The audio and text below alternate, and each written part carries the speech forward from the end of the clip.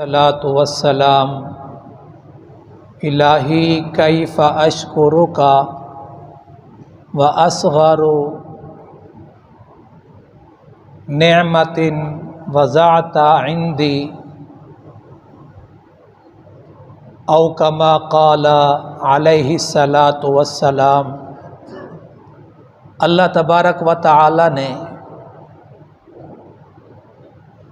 انسان کی فطرت میں یہ چیز رکھی ہے کہ وہ زیادہ سے زیادہ کی جستجو میں رہتا ہے۔ آپ جیسے لوگ دین کے معاملے میں، اعمال کے معاملے میں، اللہ کی رضا کو حاصل کرنے کے معاملے میں، کچھ لوگ دنیا کے معاملے میں بھی، تو زیادہ سے زیادہ کی جستجو ہوتی ہے کہ اچھے سے اچھا لباس ہو جائے، اچھی سے اچھی گاڑی ہو جائے، اچھے سے اچھا گھر بن جائے، اس جستجو میں رہتا ہے۔ یعنی میرے لیے میری نعمتیں بڑھتی چلی جائیں۔ تو دین، اسلام، شریعت، قرآن حدیث نے بھی اس کی تعلیم دی ہے۔ قرآن مجید کہتا ہے لَإِن شَكَرْتُمْ لَأَزِيدَنَّكُمْ، تم شکر گزاری شروع کر دو، اگر تم شکر کرو گے تو میں اپنی نعمتوں کو تم پر اور زیادہ کروں گا، اور زیادہ کروں گا۔ تو یہ تو اللہ تعالیٰ کا وعدہ ہو گیا ہے کہ تم میری نعمتوں کا شکر ادا کرو۔ اب شکر کرنے کے لیے تعلیم دی جا رہی ہے، اور یہ آج کا مسئلہ نہیں ہے، آج سے 2000 سال قبل، اس سے بھی زیادہ عرصہ، حضرت موسیٰ علیہ السلام نے بھی ایک سوال کیا، یا اللہ تیری نعمتیں تو بہت زیادہ ہیں، کیف اشکرک واصغر نعمت وضعتها عندی، جو تو نے چھوٹی سی چھوٹی نعمت عطا کر رکھی ہے نا، چھوٹی سی چھوٹی نعمت، ساری زندگی بھی میں عمل کرتا رہوں اور اس کا شکر ادا کرتا رہوں تو اس کا شکر ادا نہیں ہو سکتا۔ بات سمجھ آ رہی ہے؟ تو اس کا شکر ادا نہیں ہو سکتا، تو میں کیسے تیری نعمتوں کا شکر ادا کر سکتا ہوں؟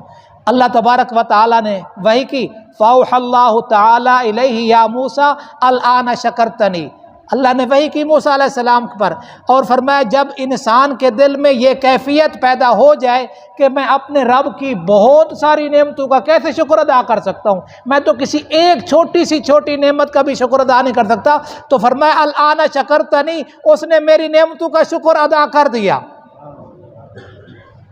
یہ موسیٰ علیہ السلام کا واقعہ ہوگا۔ تھوڑا ایک اور واقعہ بھی قرآن مجید میں اس میں تذکرہ ہے، اعملوا آل داود شکرا، اے آل داود شکر گزاری والے کام کرو، شکر کرو۔ تو داود علیہ السلام نے بھی ایک موقع پر کہا، یا اللہ تیری نعمتیں بھی بہت زیادہ ہیں، میں تیری نعمتوں کا شکر ادا کیسے کروں؟ اتنی نعمتیں ہیں، کیسے شکر ادا کروں؟ تو اللہ تبارک و تعالیٰ نے داود علیہ السلام سے فرمایا، یا داود الآن عرفتنی حق معرفتی،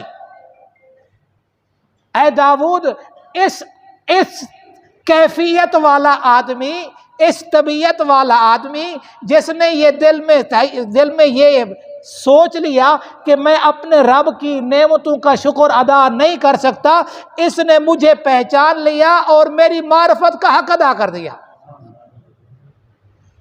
میری معرفت کا حق ادا کر دیا۔ اب یہ تو ہو گیا، اب یہ جو آپ نماز کے لیے آئے ہیں نا، یہ بھی اپنے رب کا شکر ادا کرنے کے لیے آئے ہیں۔ ایک تو ہے نا زبان سے الحمدللہ کہتا رہے، ہاں جی، تو یہ بھی جب نماز، خود قرآن مجید کہہ رہا ہے اقم الصلاۃ لذکری، نماز پڑھو، نماز پڑھو کس کے لیے؟ میری یاد کے لیے، میرے ذکر کے لیے۔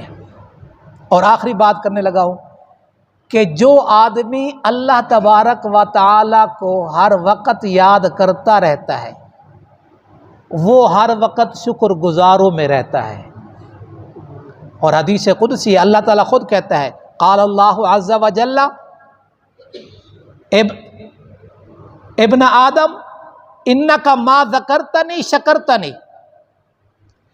وما نسیتنی کفرتنی، جب میرا بندہ مجھے یاد کرتا رہتا ہے، میری یاد میں رہتا ہے، یاد کا مطلب صرف یہ نہیں ہے کہ سبحان اللہ الحمدللہ لا الہ الا اللہ، کسی درخت کو دیکھا تو اللہ یاد آ گیا، کسی آدمی کو دیکھا تو اللہ یاد آ گیا، کوئی اچھی خوبصورت جگہ نظر آئی تو اللہ یاد آ گیا۔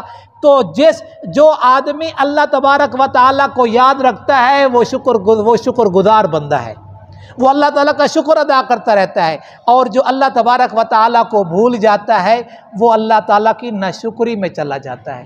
تو شکر سے نعمت بڑھتی ہے۔ اللہ تبارک و تعالیٰ کا بھی شکر ادا کرنا ہے اور بندوں کا بھی شکر ادا کرنا ہے۔ میرا گزشتہ درس اس پہ لگ گیا تھا کہ جو انسان کا شکر ادا نہیں کر سکتا وہ اپنے اللہ کا بھی شکر ادا نہیں کر سکتا۔ دعا ہے اللہ تبارک و تعالیٰ ہمارے اوپر جنہوں نے احسان کیا ہے، اللہ تبارک و تعالیٰ ان کو اپنے ہی خزانہ خاص سے جزائے خیر عطا فرمائے۔